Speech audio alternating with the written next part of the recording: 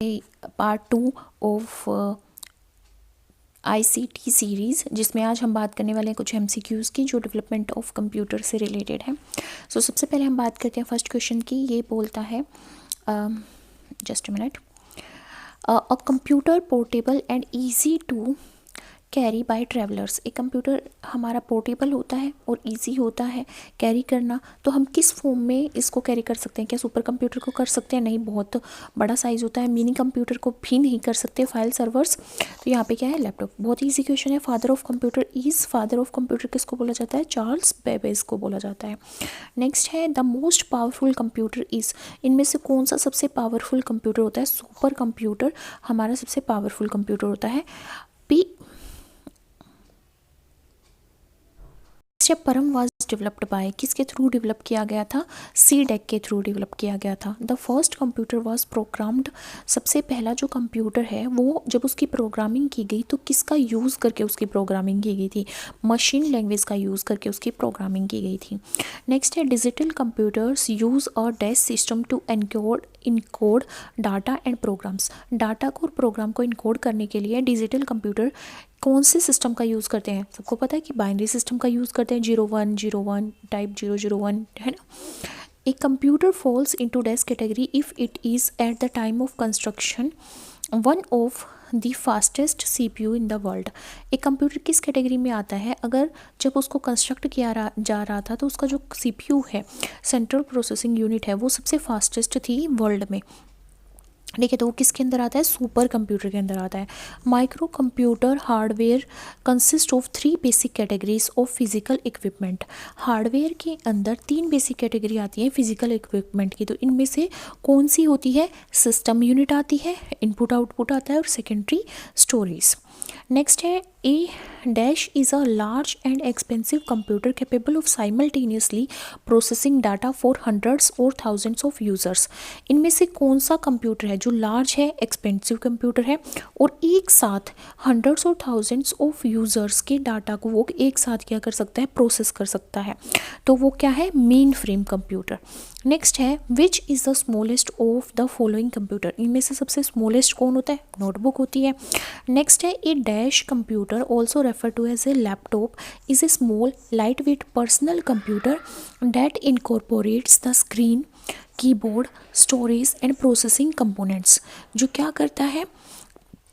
जो स्मॉल है, light weight है, पर्सनल कंप्यूटर है और इनकॉर्पोरेट करता है, उसमें स्क्रीन भी है, कीबोर्ड भी है, स्टोरेज भी है और एक प्रोसेसिंग कंपोनेंट भी है। ऐसी सिंगल पोर्टेबल यूनिट को इनमें से क्या बोला जाता है? नोटबुक। नेक्स्ट है इस personal computer is designed to meet the computing needs of. Personal computer है तो ऑब्वियसली वो इंडिविजुअल की नीड के अकॉर्डिंग बनाया गया होगा। नेक्स्ट है विच डिवाइस यूजेस ए हैंड हेल्ड ऑपरेटिंग सिस्टम। इनमें से कौन सा डिवाइस है जो हैंड हेल्ड ऑपरेटिंग सिस्टम को कंसिस्ट करता है? APDA। नेक्स्ट है सुपर कंप्यूटर्स क्या होते हैं? सुपर कंप्यूटर्स के अंदर बहुत सारे थाउजेंड्स में क्या प्रेजेंट होते हैं? माइक्रो प्रोसेसर्स प्रेजेंट होते हैं, इसीलिए इनको क्या बोला जाता है? सुपर कंप्यूटर बोला जाता है। और फास्टेस्ट ये इंफॉर्मेशन को प्रोसेस करने का काम करते हैं। Next of the following device, इनमें से कौन सा डिवाइस है जो फास्टेस्ट होता है? रजिस्टर्स हमारे फास्टेस्ट डिवाइस होते हैं। नेक्स्ट है who design the first electronic computer.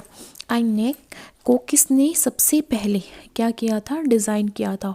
तो यहाँ पे प्रेस्पर एकार्ड और जॉन मोकेली। ठीक है। नेक्स्ट है which one of the following is first generation of computer. इनमें से कौन सी फर्स्ट जनरेशन है कंप्यूटर की? इस क्वेश्चन को ध्यान से पढ़ना। ये जो ऊपर वाला दिया गया कि फर्स्ट इलेक्ट्रॉनिक कंप्यूटर किसने डिज़ाइन किया था? प्रेस्पर एकार्ड और जॉन मोकले। ठीक है।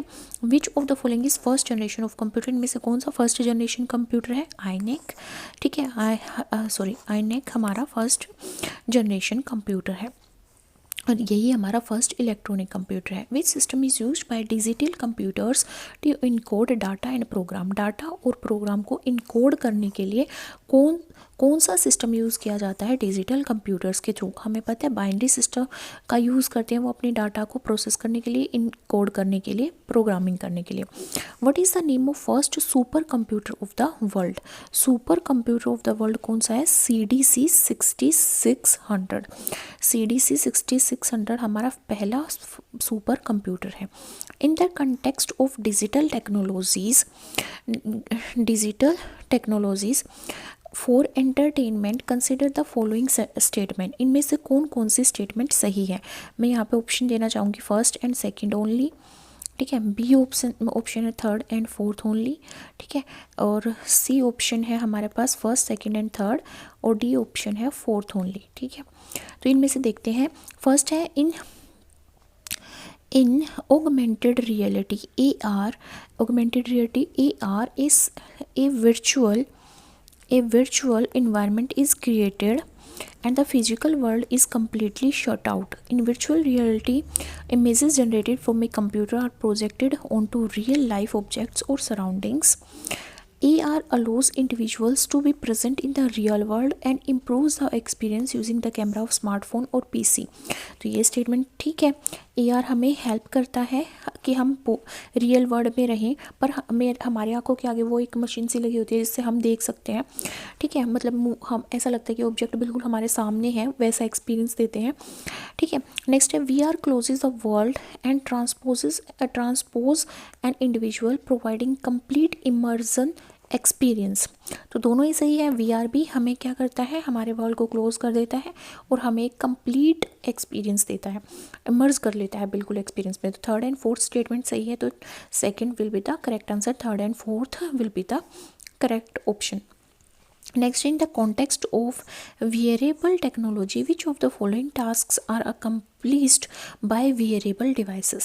जो wearable technology के context में देखें तो कौन सा टास्क है इनमें से जो accomplish किया जाता है कि wearable device के थ्रू?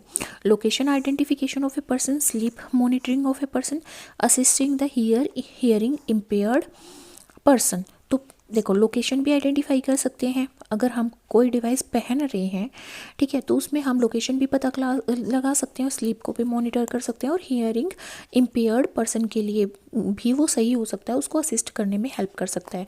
तो तीनों ऑप्शन यहाँ पे सही है। नेक्स्ट है mobile app e vigil has been launched to. किस लिए लॉन्च की गई है ये? Enabling citizens to find online RTI, enable citizen to report on violation of election, bring transparency in direct benefit transfer, enable citizen to file income tax online. तो ये क्या करती है? इलेक्शन कोड ऑफ कंडक्ट के लिए report अगर करना है सिटीजन्स को तो क्या कर सकती है ये? वो ई-विजिल ऐप का यूज़ कर सकते हैं। Enable citizen to report on violation of election. Next है India's first indigenously developed payment system for transport based on national common mobility card NCMC पे मतलब बेस्ड है।